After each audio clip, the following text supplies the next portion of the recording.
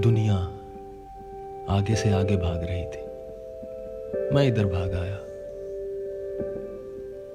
अदब आदाब की इस चार दीवारी में सभी दिल भर कर आते हैं और खाली दिल वाले खाली ही लौट जाते हैं। नंगे कदमों की थाप, अगरबत्तियों का धुआं, भारी सांसों में लिपटी मन्नतें, होंठों से छलकते दुरूद, आंखों में झपकते सलाम, किसी से किसी को मांगती झोली, उसी को उसी से मांगते आंसू, खिदमतों में लगे हाथ, निछावर होते फूल, मुंतजिर नजरें, दरसती हथेलियां।